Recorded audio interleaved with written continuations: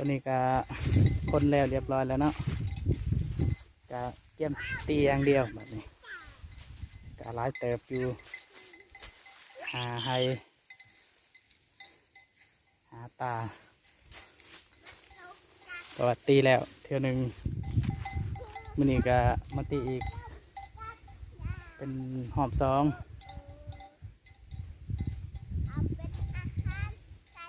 คือเห็นนี่แหละ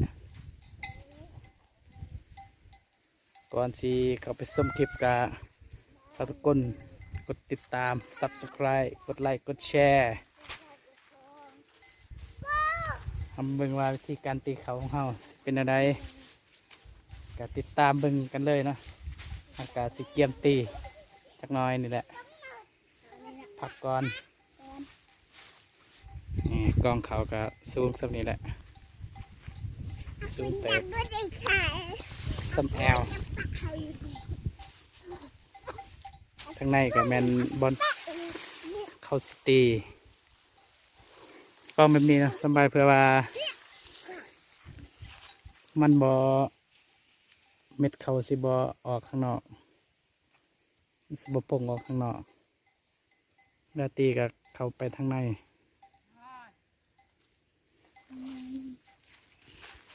สมกันได้เลย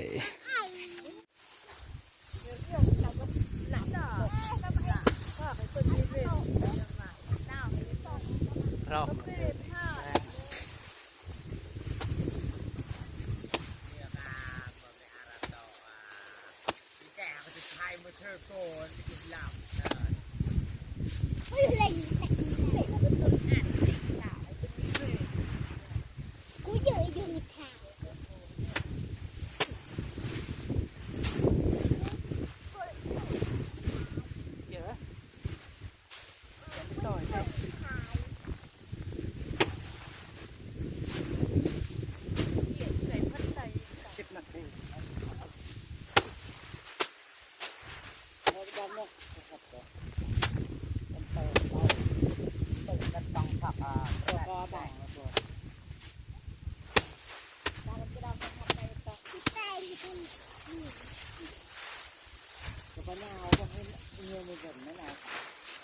นู่น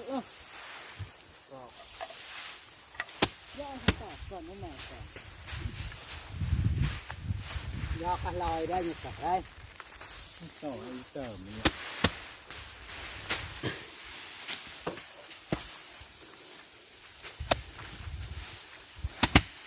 แจ้งที่ทางนี้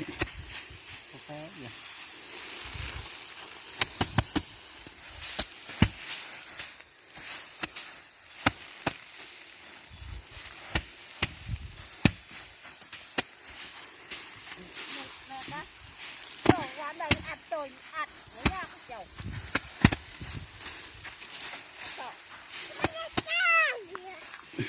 ตานวัดนี่อะไรแน่ไปเทเทมปูน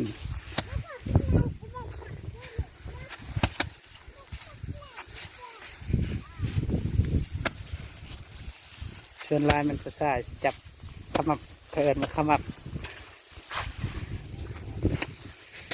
นี่ที่เทมก็ง่ายจับก็ง่าย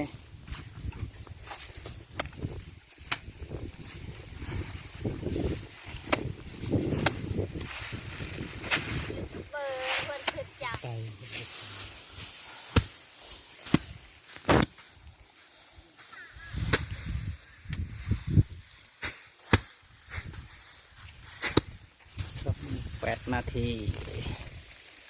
3 โมงสุดยา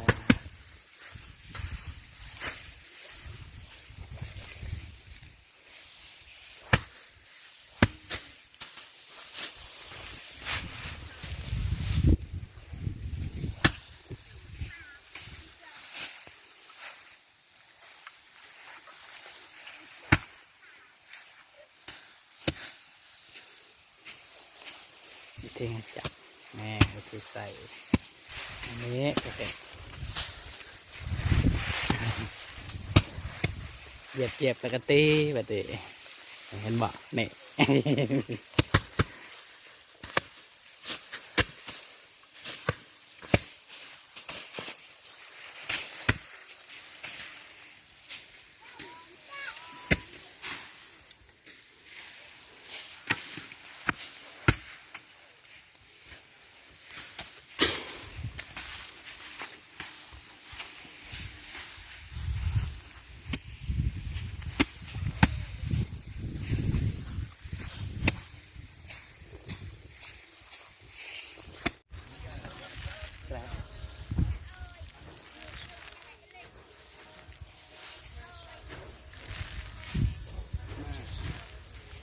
หลังจากที่แล้วนะครับก็พัดแล้วน่ากระสือพัดเพื่อให้เอาลีดออกกับแม่นี่เนี่ยกบมันนะ